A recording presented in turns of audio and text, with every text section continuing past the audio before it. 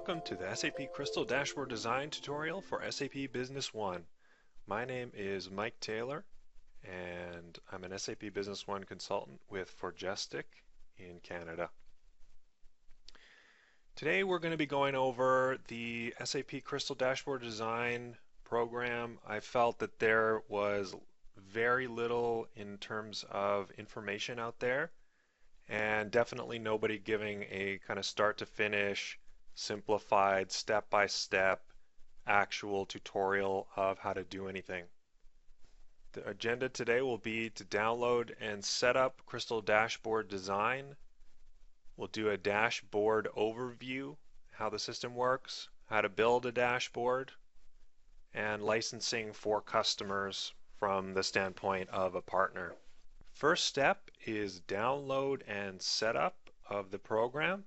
You're going to find SAP Crystal Dashboard Design 2013 on the SAP Store. I will put a link in the description, or you can see the link up here. What we're going to use today is just the trial. So clicking trial, you're brought to this secondary window. Fill this out, and they will actually email you a 30-day trial key. Installation is very basic. Simply install it and use the key, and you'll see that 30-day countdown, and that's what you'll use. Next, I'm going to do a dashboard overview. Dashboards are these things that live in your cockpit of SAP Business One. This happens to be 9.2, I think PL2. Similar to all the other versions with the cockpit. If you've seen these, this is one of the default ones from SAP, Sales Analysis. We've probably all seen this and are somewhat familiar with this.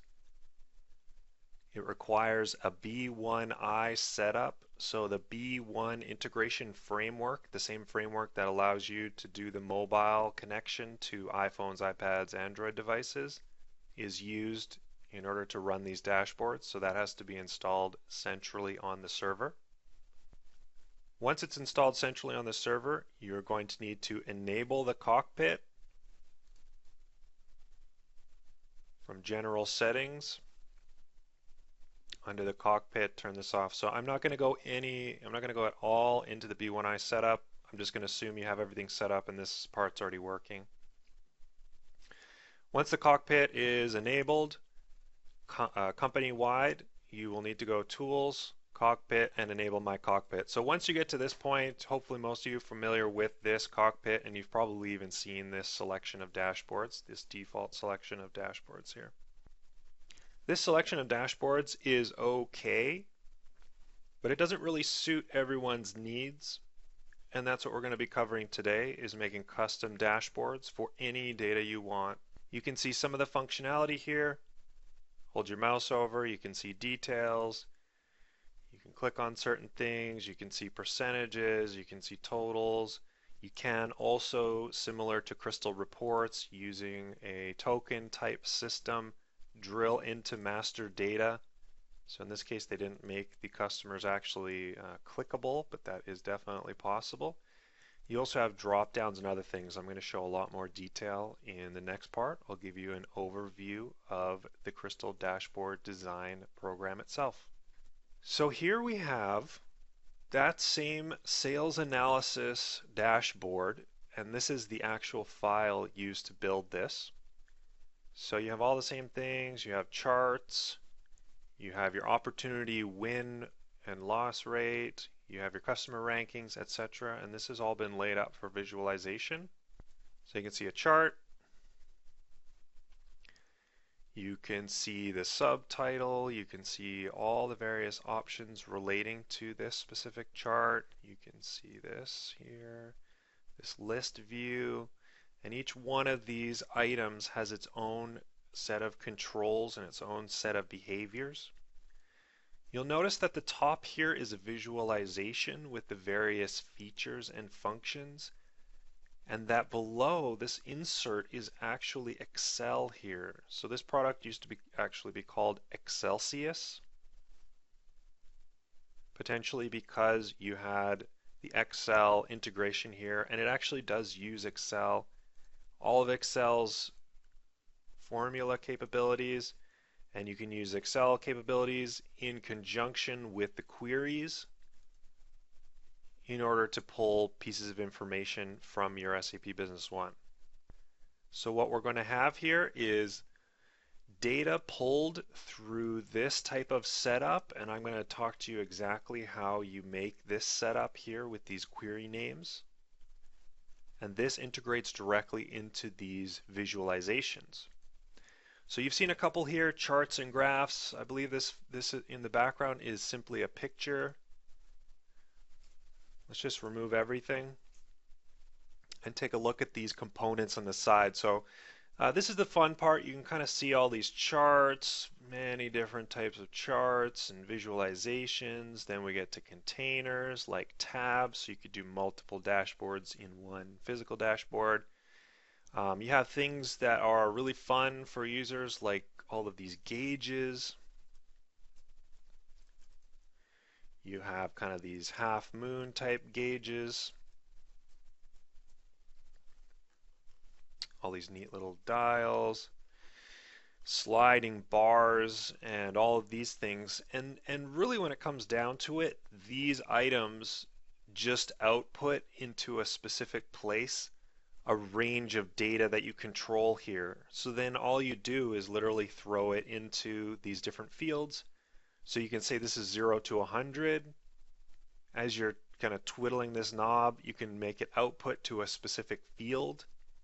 And then you can use that to do calculations based off of an SAP Business One query in order to kind of manipulate things. So in some cases I've used with a gauge, you can say, well, what if we went up 25% or up 100% or down 100%? You can tune these very finely, and that would kind of give you the what if scenario. And you can also have those reset buttons in order to kind of snap things right back. So again, these are kind of the fun things. You can do what are called alerts. You can have different things here where it moves around. And of course, all of this data is being pulled from your SAP Business One live. And because it's live, it gives the customer the feedback that they're looking for. So you want daily sales right up to the minute. You want accounts receivable right up to the minute. You want a list of the last sales that have happened. You want your cash positions. You want your financial ratios. You're going to be able to get those all visualized exactly how you like. So let's look at some more of these items here. So one of the neat things here, one of the many neat things is these maps. So you think, okay, well maybe they'll just have USA and Canada, but I mean we have Albania, all these various things in here, and you can use these codes in order to do heat mapping and various things. So you can say, you know, in Canada, where are the sales the highest, state by state. I think they even had, where was it, California by county. This gives you a lot of different options, and it also allows you to drill down into these individual counties and see more detail too. So in this case, here's Canada. So, you know, we could do the region keys, output the data, translate them, then we'd use alerts here in order to color the different provinces, and that will give you a lot of feedback, and you can drill into those and see more information. So extremely powerful here. Fundamentally, this is a Flash application, so these items are all built in Flash, which is really interesting. So it uses Excel to power a Flash visualization, and all the data comes from SQL queries. So we have text, we have labels, you can do dynamic labels here so you can display information, trends and calendars and history and, you know, backgrounds, various things. So here's a lot more information in here. So all these components, you know, you can kind of make virtually anything you want, all these charts, dials, gauges, and buttons and everything. So it's really fun. You can make, you can even add little noises and kind of ticks as you're changing the knobs. Again, provides a lot of value to customers. I feel it's kind of fun. It brings data that they would need to run a report for right into their fingertips. and it's just very useful. And I think it's also underutilized because people do not understand how to make them. And the next step is for us to go through the steps to actually build your own, and it's fairly simple. Let's do that now. How to build a dashboard. So we're going to tackle building a dashboard. We're going to do the data connection. We're actually going to package it up and we're going to deploy it, and I'll show you how it works. So here we have probably one of the most boring dashboards, but a great illustration and something we're going to work on in order to demonstrate the principles. So it's up to you to get really creative and to really think through this. I want to just show you the beginning steps that will get you set up. And as a resourceful consultant, I know you'll be able to build your own, get really creative, add knobs and dials, and play around. The trick with this software wasn't really using it and getting things kind of installed. The trick was trying to understand how to really interface with Business One, which was the big gap that I found in documentation. So you're going to see some like 8.81, 8.82 type documents. There are a couple kind of famous ones floating around, and those are kind of what I used to base what I'm doing now on, but they were by no means really complete, and definitely not really updated with new links and kind of a current approach. And as I'm showing you, this is 9.2, so it's brand new for now. And I know this is applicable even backwards compatible with the older versions as well. So my approach is always to start with the data. So what you can do is before you even touch SQL, just build the data that you want exactly how you want to see it. So in this case, I just made a customer 1, 2, 3, 4, 5, year to date, last year to date, and I just made some fake information literally just to visualize the data. It just makes things easier, I think, and you can still do all of your testing without a live data connection. And frankly, if you're pretty good with SQL, that you don't necessarily need to look at live data. Once you do your testing, you'll be able to see if there's some gap, but you'll kind of get to see, what you're going to have in terms of visualization. And then later on, you'll just add the query with the live data. I found this is the quickest way. So the first thing I want to mention is the size of this layout. So the default is 800 by 600 pixels. That is what SAP is kind of expecting when you do a default, package. You could do basically whatever you want from my experience. So I've done kind of small, medium, and large, and I've played around with a larger monitor size. I've played around with smaller monitor sizes, and there's kind of drawbacks and benefits to each. If you have a larger monitor, you can obviously lay up multiple dashboards next to each other. So you can kind of have, I've used like 500 pixels by 300 pixels. And you can kind of lay up 2, 3, 4 next to each other and have like 4 independent ones. If you have something like a smaller screen, or you don't want to use that much space on your cockpit, you could do an 800 by 600. You could even do, I did a 1024 by 768. It worked absolutely fine for sizing. If you did something like a production dashboard where you needed like a lot of width, maybe you wanted to show planned production orders, released production orders, a bunch of KPI metrics, and some other things like that, you could do it really wide. So it's up to you, but this is where you would change it. Document properties, 800 by 600. I'm just going to go with this, and I will show you how to manually change it when we do the packaging. So fundamentally, once the Excel data is there and the visualization is here, so you can see this is basically the same as Excel for all intents and purposes. So I can do a dynamic title here for the chart. So that is data A1. I do my data range A2 to C7. So with the column headers, and it automatically understands that there's two series here. Very straightforward. All of these have kind of their, proportionate calculations for pie charts, and they have their various specific requirements for data. But if you can build something in Excel, you're going to be fine here. So you have lots of different options. If you're talking about insertion, this is in order to click on the specific things. You could say do drill downs. You could do what's called FS click, which allows you to pull information into kind of a token-like system in order to load it in Business One. So that's what data insertion is. Generally, you're not necessarily going to need that, but if you want to click on Customer One and have Customer One open up in Business One, you need to look into data insertion. I'm not going to look at that too much more right now. Animations and effects, common things like sorting. You have appearance. You can change everything here. Lots and lots and lots of options here. These alerts, same as your gauges.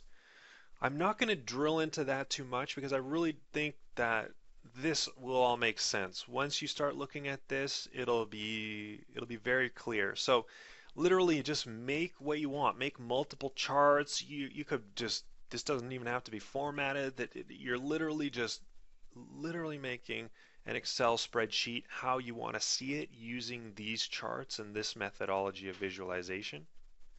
And then what we're going to do is use the next step in order to do the setup where we're linking the query from Business One into the spreadsheet to populate this data in a real-time fashion. So that's found through data and connections. So you'll see here I've done top 5 BPs.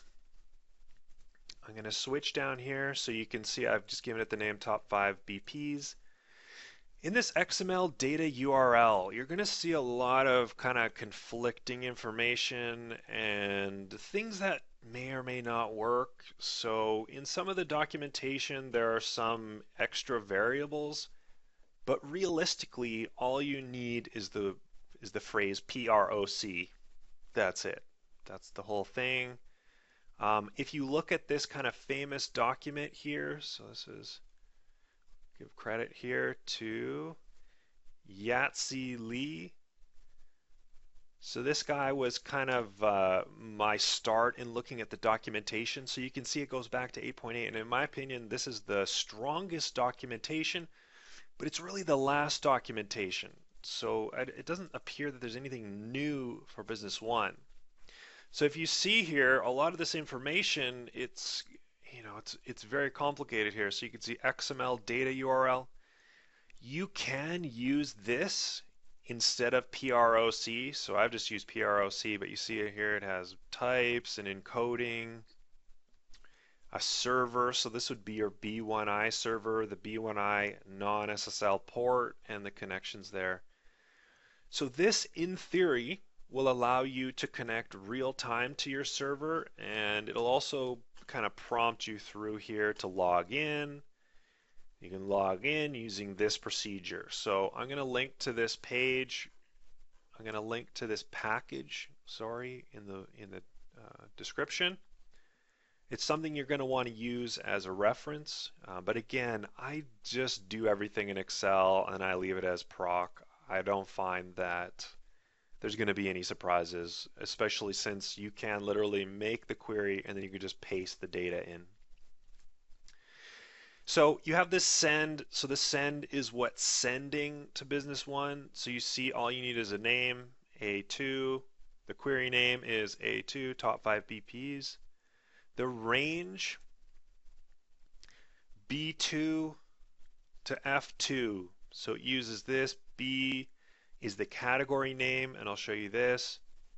Query name, and these parameters, I don't really use these, but these can be used to switch between different things similar to your regular SAP Business One kind of parameter setup. So again, this documentation that I'll share about creating user dashboards will describe that. I personally haven't used that, you know, to this point, but it was fairly straightforward, and I'm not going to go into it too much. So the thing about it is, you can add as many of these XML data connections as you want. I just have one query here, but your dashboard can have as many as you want in order to do the visualizations that you want. For this, I'm just using one query, one chart. So it's very simple, but you can get as complicated as you want, and they all use the exact same setup basically here. So the send is what sends to SAP Business One, and the load is what sends it back to the spreadsheet. So here we have A2, same name, and the output range is actually data here, A3 to C7. So A3 to C7. So I'll show you the query in a moment, and that query will literally be put right into here when it's going to check and do its thing in a live system. Another thing you want to do is under usage, I say refresh before components are loaded. If you do not do this, you could run into showing your test data, customer 1, customer 2, 3, 4, 5, instead of a nice blank screen when it loads up. So always do that, and then refresh every 15 minutes. So this is going to keep everything fresh. The data is going to auto load every 15 minutes. I believe there's some references in this document to using the data caching stuff. I don't really understand why you would use that, and frankly, the only reason I think that that's still there is it's just, you know, a legacy thing and you just don't need it. So refresh every 15 minutes. These are the only things you need to do. Text and XML, by default it's going to be this. Make sure it's text XML, this is very important, and make sure it says PROC. And that is the whole thing. This is probably the biggest mystery when you start. And trust me, this took forever to whittle down to kind of this, and now I'm very happy with it. So the query exists in your query manager. You need to make it in Business One, and you need to set the category here, and this category needs to correspond to your cat name here exactly. Obviously must be identical, and the query name, top 5 BPs.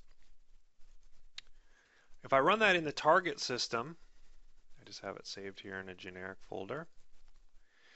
You can see here, this is just basic, so I've just done a really quick thing here. So this is, you know, not the best query. It's just a simple query that uses invoice rows, and it pulls the top 5 records. Very straightforward here. You can write anything you want, literally anything you want. So you can see I've lined up the columns. 1, 2, 3. 1, 2, 3. Same shape. Everything is going to pull through. And it has the same category. So you don't need to show these categories.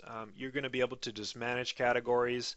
And obviously, if you uncheck this, it won't show. So you don't have to show that all the time to the users. This is just for when I'm doing development here. So now that you have your query set up, you have your data set up, you have your query references set up, and you have your connection set up, you are ready to export to Flash.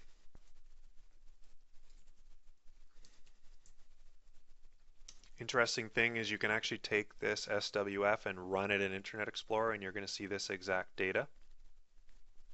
It's pretty neat when you have kind of gauges and dials and a little bit more interactive stuff. I didn't really do that today, but that's where you would do it. So the next thing you need, and this also was something that is, you know, they talk about it in this documentation, but it's not clear. And if you search for it, you're not going to find it readily available. That is the SAP Business One dashboard packaging tool. So it's free, but they moved it all around, and most of the links are going to be dead and unavailable. So again, I'll put this link in the description. It's free, and 100% you need it. There's some documentation saying how you can do things manually. I just don't think you should have to do that. So I'm going to go ahead and install the add-on, same as any add-on, run it, tools, dashboard packaging wizard. I find it's funny because sometimes it shows at the top, sometimes it shows at the bottom. It doesn't make any sense to me, but that's what it is. So you pick a partner namespace, unique code, a name for the package. So you'll see you can actually package multiple dashboards into one package. So in this one, I'm just going to call it example dashboard package. I think you need a description too. So this has all next. So here you can put multiple dashboards if you wanted. So you could do a series of them. So say it would be a custom for X customer. You could say X customer dashboard package, and it would contain all of the information, all the queries, all the flash files, and everything in one zip file. So that's pretty handy. So in this case, I'm just going to do this, call it the same thing. The name of this dashboard is going to be top 5, well, we'll say customers. The flash file, so that is here. And I just leave width and height for the scaling. I'm going to show you the trick how to modify the height, but there's no reason to change it here. Now you need to select the specific queries that you're going to include per dashboard. So in this case, there's one. If there were multiple, you'd need to do this once per dashboard. Okay, SAP test 001 query, top 5 BPs. So we just need this one. So we need to include this so that when the dashboard installs itself, it installs this exact category and this exact query name. That's it. Push next. Again, for a single dashboard, you might have multiples. So if you look at some of these ones, you're going to see these other dashboards, you know, especially by SAP, have multiple ones. They're very complicated, so you're going to need to do that. For this one, it's very simple. Just do that one. FS commands. I do not have any FS commands. This is documented quite well in this document, and I'm not going to cover it, but this FS click command is what allows you to use like a token from Crystal reports, and it'll open up item master data or documents or whatever by primary key. I'm not going to mess with that right now. Create. Pick a place to create the zip file.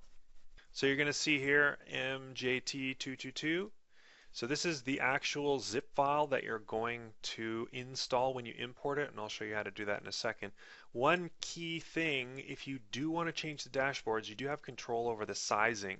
So before you actually import it, go to the specific dashboard you want, drag default out, double click, and look here. So width by default is 800 by 600, but again, you don't need to do that.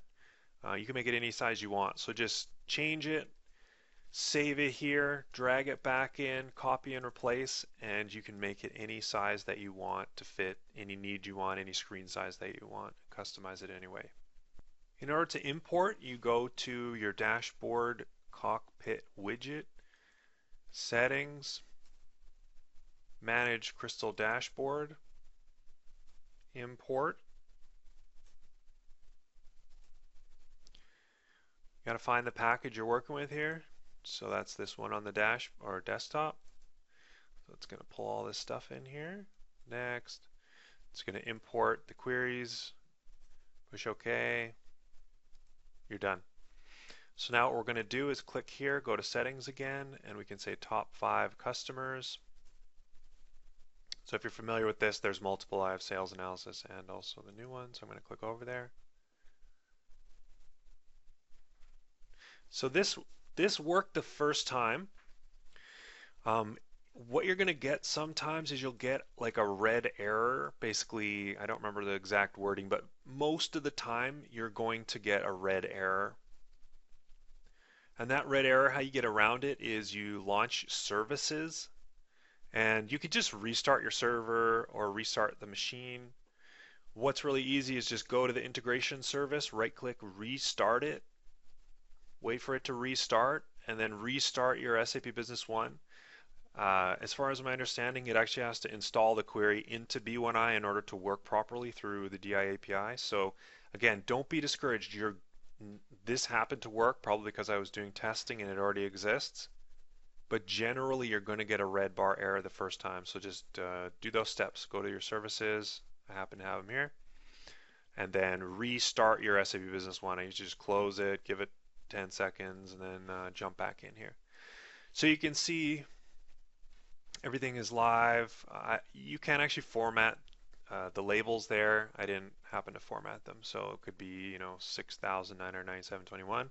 You can use the FS click thing in order to click on, say, my name. You can use data insertion in order to do details for these specific parts of the graph.